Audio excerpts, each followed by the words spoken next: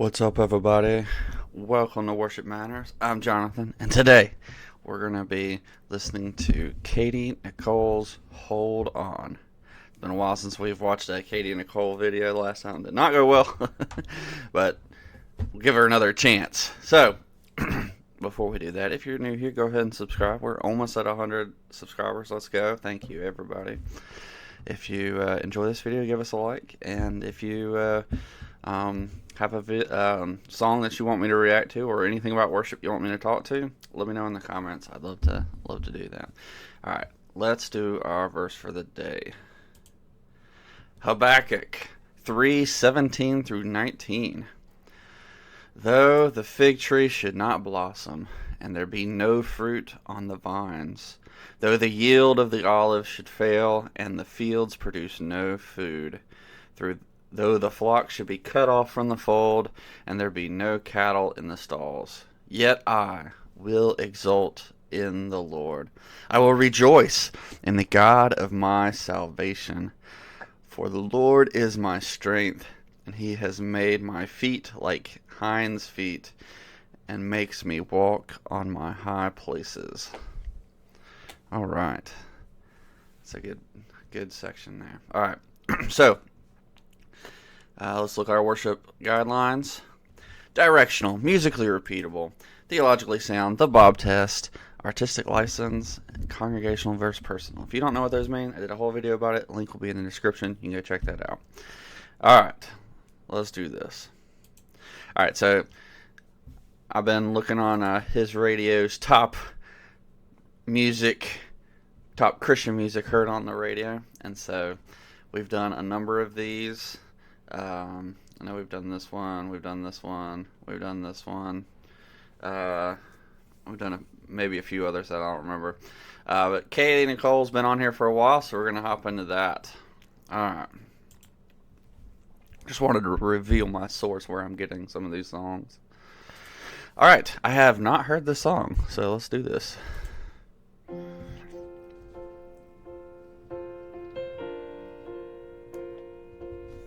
Hold on.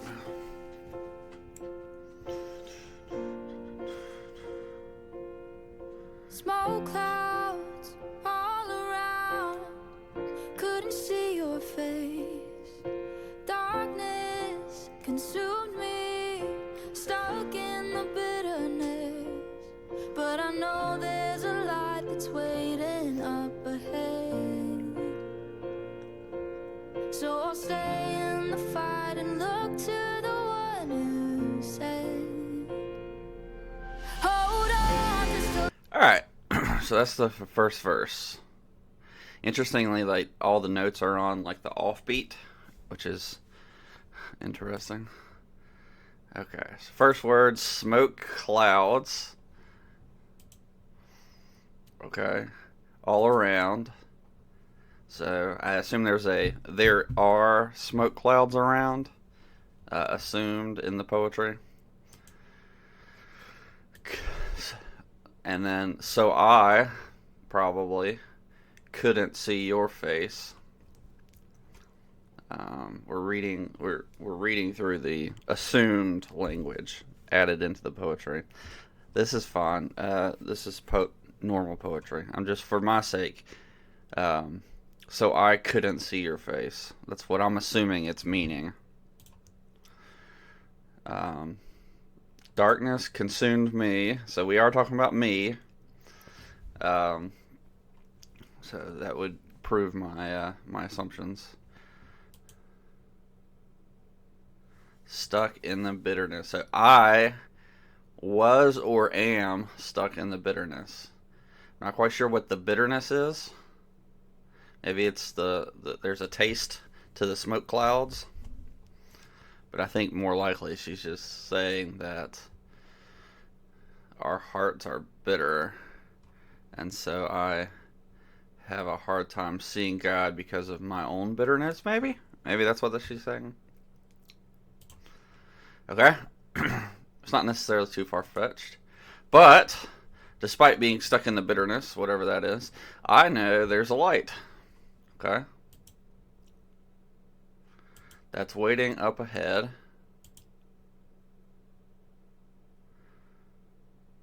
So I'll stay in the fight and look to the one who said, and the next word is hold on. Okay. I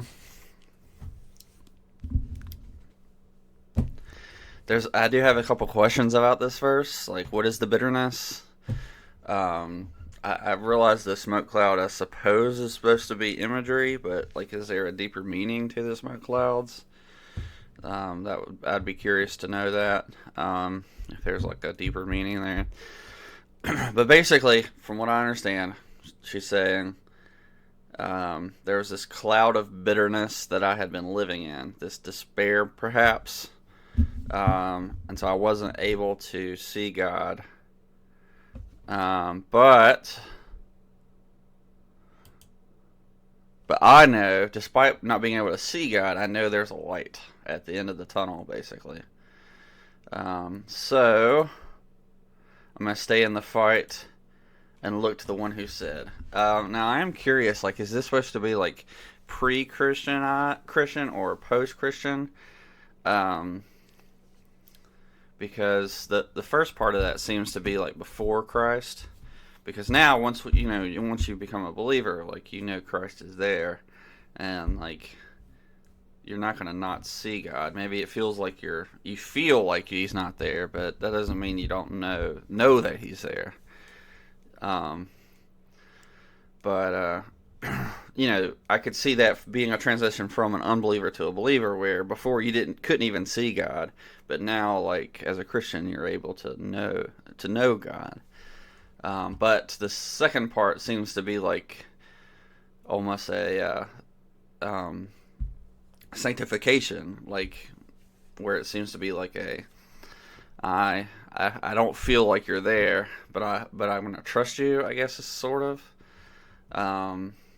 But it's kind of unclear to me what the timeline is here. So maybe it's kind of jumping around. Maybe she's trying to imply that you can not that as a Christian you can not see God. That's a little problematic, but I don't know. I don't know. That's a question for the song.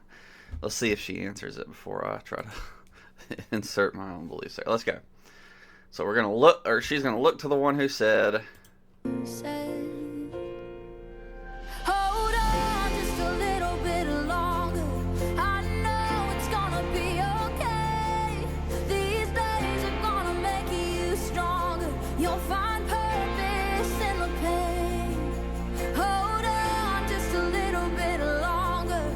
Deep down there's a well of faith. Let hope arise as you're lifting up my name. And just hold on. make sure that's the end of the chorus. Just Sorry. Alright, so a bunch of hold-ons there. Alright, and so that's the chorus. Alright. So, we got hold on. Hold on just a little bit longer.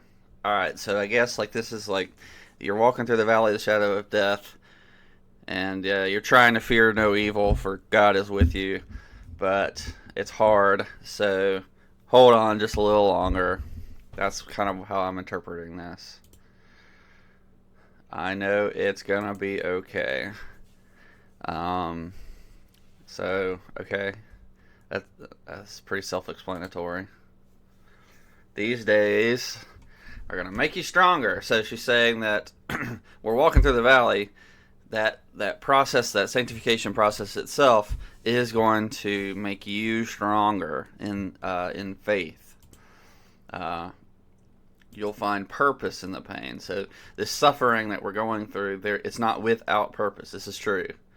God knows all things, and He has purposed all things for your good and for His glory. And so, despite the suffering and the pain that you're going through, God has purposed it for your good. So you could say, hold on, because there is a light at the end of the tunnel, and that light is that there's a resurrection from the dead because of Christ, and so the pain is going to end. There's an ending date for the pain, and you're going to have a resurrection with a new glorified body, assuming Christ doesn't come back before then. So there you go. But I don't think she says that in this chorus. But that is the light at the end of the tunnel. So hold on just a little bit longer. We got that again. Deep down, there's a well of faith. It's interesting. The Bible talks about faith as a gift that God gives us. And so I could see God giving us faith through hard times. I'm not necessarily opposed to that. I don't know that's what she's implying, but let hope arise as you're lifting up my name. This is odd. I thought this was odd. So is she or is she trying to take the direction of the song seems to be the song singer to the audience. So, hey, you audience, hold on. But that seems to shift here, where it says, as you audience are lifting up the singer's name. That doesn't make any sense. I think the words are trying to put this in the mouth of God. But this doesn't make any sense. Why would God be telling us to let hope arise as we're lifting up his name? He might say, have hope, child. I've been listening to the Chronicles of Narnia this last week or so, and there's this beautiful time where they're at in Voyage of the Dawn Treader, where they're in the island of fear, and or the island of dreams. Darkness and dreams, and the albatross comes in and guides them out. It's supposed to be of Aslan's sending, and it whispers into Lucy's ears, take courage, child.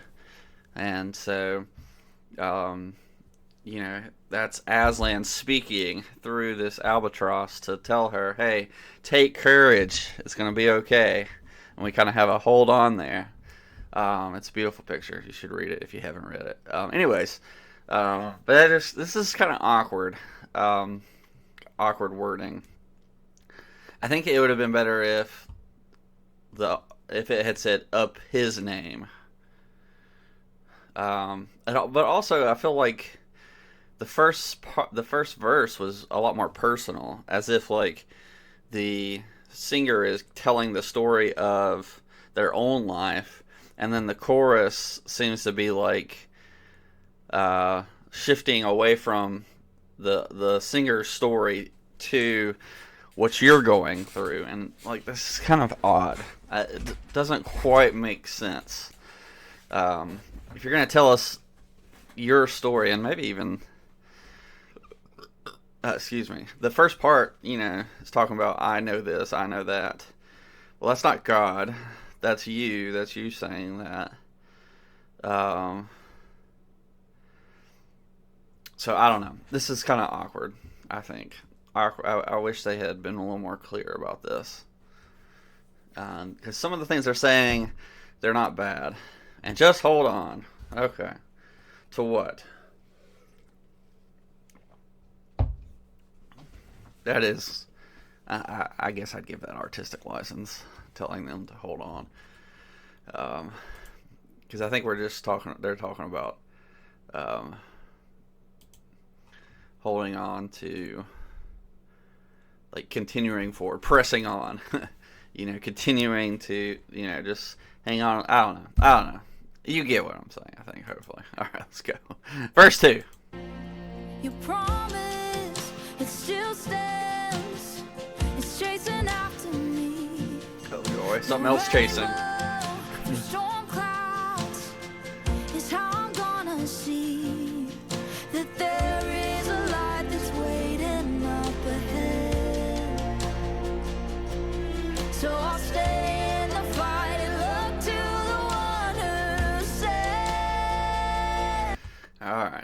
Why are the second verses always so much shorter these days?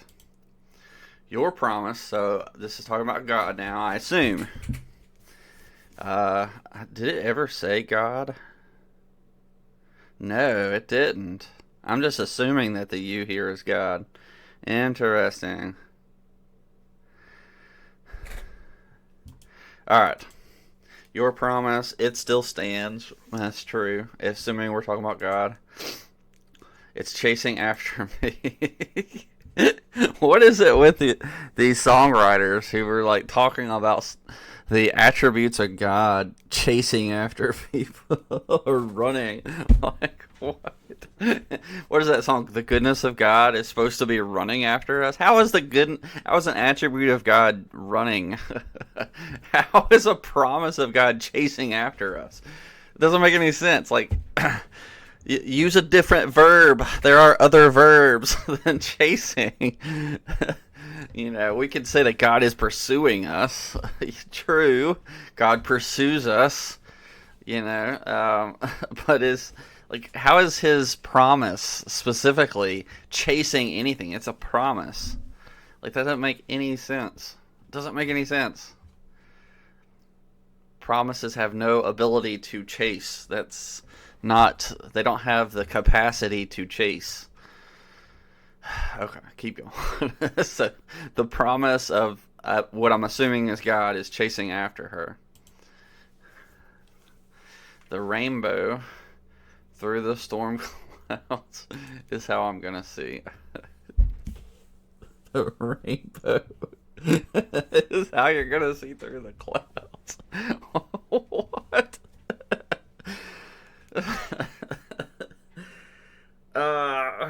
Rainbows don't emit light. Rainbows are a reflection.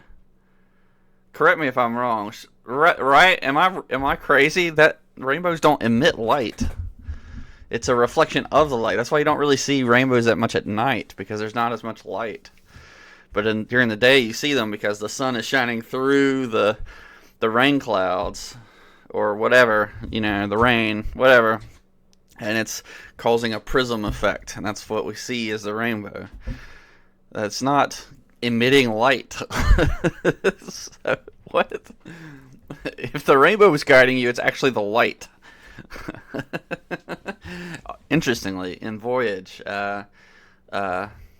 have this light that's guiding. So, in that same part, we have the Alcatraz, or the albatross, guiding the Dawn Treader through the darkness, so they can escape the island of dreams. All right, so she's gonna see something through the darkness because of a rainbow or whatever. Let's keep going. There's a light that's waiting up ahead. Okay, and then we just have the "so I'll stay in the fight and trust in the one who said." So I guess with the light up ahead, you could say that the light is casting through the darkness and making a shadow or a rainbow. I don't know. That's so weird. And then we have the chorus. I'm going to assume it's the same.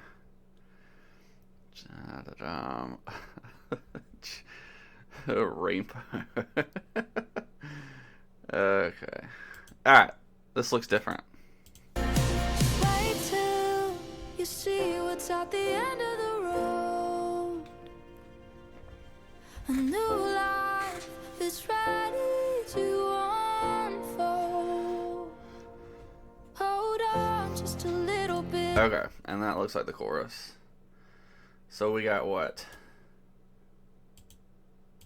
Just wait till you see what's at the end of the road. I'm assuming the you here is not God, but it's actually the audience again. So we've kind of flip-flopped a bunch. A new life is ready to unfold. So I suppose the holding on is actually supposed to be the new life in eternity. I guess you could interpret this as like, well, no, I don't see how you would interpret this as conversion. Um, so this would have to be, because you wouldn't tell them to hold on, you would tell them to repent and believe in Christ, if that were the case. Um, so this has to be talking about hold on until eternity. Because eternity's right, Christ is going to return, or, when you die, you're gonna enter into glory. So, just a little while longer, and it'll all be over. That's what I'm assuming. Okay, and that's it. All right, let's talk about this thing. All right, directional. So we had like 3 different directions here, 3 or 4 different directions here. First was like, first we had the singer talking to God, and then we had the singer in the middle of the verse switch to talking to the audience.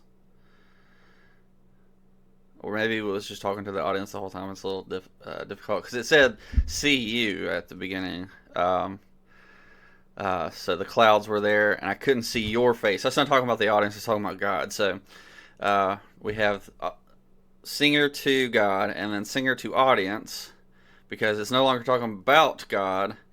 It's talking to God. Couldn't see your face. It's saying, "I'm gonna trust the one who said." I think that's talking to the audience, saying, "Hey, audience, I'm trusting the one who said," pointing back to God. And then the chorus, the singer is definitely singing to the audience. It's like, "Hey, you in the audience, hold on." And then there seems to be like taking outside of themselves and putting them in the mouth of God. So when you're singing "My Name," that's the best way I can understand that. What they're trying to say in that. And then we switch back and basically do something similar, but I think it's just I think there's a little bit of singer to God, and then singer to audience, and then singer to audience again, and then wasn't there another one? Maybe that's it. I don't remember. So lots of directional stuff there. So if there's indirect praise, I guess most of it would be indirect. Okay, I think I'm fine with that. As far as like that analysis, I wish it were more about God, and but I don't mind songs that are directed to the audience about God. I think that's fine. I think the general message of encouragement to believers is fine. So I don't mind that in this song. Musically repeatable, it's pretty easy, especially when they go from the syncretism in the beginning away from that to the on beat playing. But I think it's pretty easy sounding to sing. Theologically sound, I don't know that there's really much in here that's really theological. We do have God's promise chasing after us somehow. Not quite sure how that works, but God's promise is chasing us apparently. So that's kind of weird. Was there something else? Oh, the rainbow. I don't know if that's theological as much as unscientific. But let's see. There really isn't that. I mean, there's some theology. I guess there's like a hint of like the new life to come in Christ, or in the eternity. There's a little bit of that. Not really explicit, but it's there. There's a little bit of talking about how God has purposed all things, including your life. So your life is not without purpose. I'm not sure 100% that that's how she's meaning it, but I'm fine with it with that interpretation of it. So the even the suffering that's going through, it has a purpose in our life. We don't have to fear and fret because this isn't with that purpose. And one of the purposes she gives, which would prove my interpretation, is that it's going to make you stronger, and that is a purpose.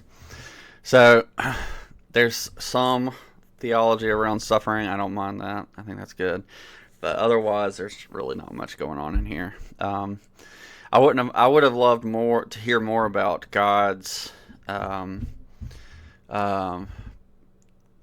preserving of His people, protecting His people through suffering, how we are sharing in suffering with Christ and each other. I would have liked that, because I think the hold on. I think that can be very a good call for us to hold on. I don't actually remember God ever saying hold on in the New Testament. Let me do a quick search while I'm talking. There are 44 times.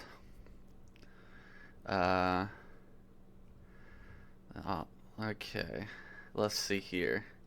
I'm going to let you in on this. Let's zoom in a bit. Alright, so we're looking for hold on. Took hold of him, so on. The one who holds the sun. That's Revelation. That's not what it's. We have hold fast my name. And do not deny my faith. Maybe you could say this. Maybe holding on. It says hold fast. That's Revelation. Hold fast to what you have.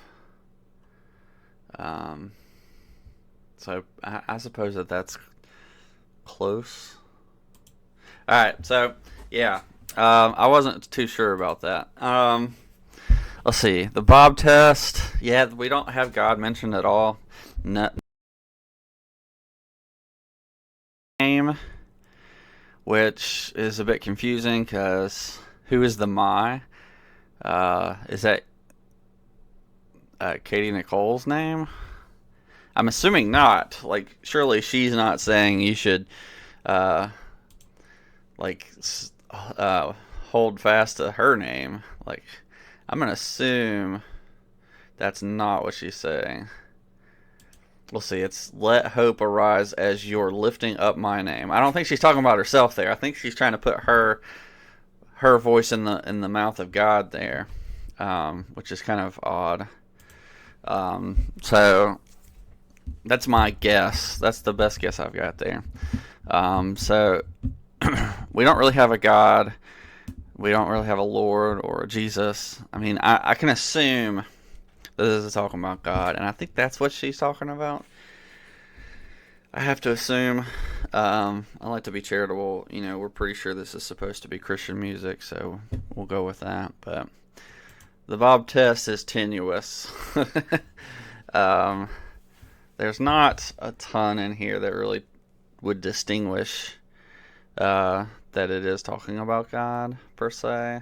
There might be something in here that I've missed, so we'll give her a tenuous pass on this. It's borderline. Artistic license, you know, there's some of the poetic language in here that's artistic, which I wouldn't have written it that way, but you know, the artist is able to write it however they want to. The rainbow thing, I don't know if I can give that a pass. That's weird. That I don't understand the rainbow thing. Like, if you're gonna use something that's gonna shine light through the darkness, you should have something that actually shines, like a lamp. You know, didn't the Bible say something about my word is a lamp unto my feet, a light into my path? Huh? Maybe we could have used the word of God for that instead of a rainbow, which doesn't emit light. I don't know. That's my guess there. Congregational versus personal. I think it would be fine for personal worship. I don't see anything necessarily nefarious in the song. Uh, like it's a weak song. It's kind of lukewarm, if you will. It's not really saying a whole lot. It's saying some good things, but it's not very deep. It's very shallow. So for personal worship, I'd say it's probably fine. Uh, but I wouldn't do this congregationally. It's not really saying enough. There's better songs, and I might actually do one that's talking. It's called "Hold Fast." It's a really great song. Um, but I think that that's a much better song, and talks about the same things, but it's actually theologically rich, and so I would recommend that one instead. But what do you think? Do you agree with me? What is your interpretation of the rainbow in this song? I'm curious to hear. Uh, Thanks for watching. I appreciate it. We're almost to 100 subs. Let's go. And thanks for watching. I appreciate it. I'll catch you next time. Peace.